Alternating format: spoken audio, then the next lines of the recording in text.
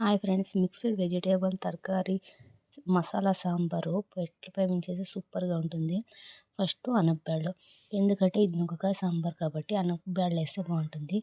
నీళ్ళు బాగా కాగినాక అనపబ్యాళ్ళు వేసి బాగా ఉడికించుకొని ఒక 50% ఉడికిన తర్వాత నుగ్గకాయలు, వంకాయలు, ముల్లంగి, ఉల్లిగడ్డలు అన్నీ క్లీన్గా కట్ చేసుకొని వాష్ చేసుకొని తప్పుల్లోకి వేసుకోవాలి.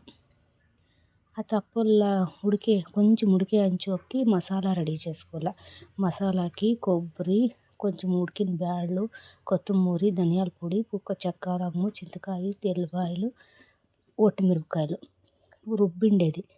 రుబ్బితే టేస్ట్ చాలా బాగుంటుంది. రుబ్బి తర్వాత సాంబార్లో పోసేసి రుచికి సరిపడా ఉప్పు, పసుపు వేసి బాగా మెత్తగా ఉడికించుకోవాలి. చూడండి ఎంత బాగా ఉడుకుతూ ఉందో. ఉడికిన తర్వాత దించేసుకొని దానికి పోపు పెట్టుకోవాలి అంతే. పోపు పెట్టుకొనేసి వేడి వేడి ముద్దలో తింటా ఉంటే సూపర్గా ఉంటుంది.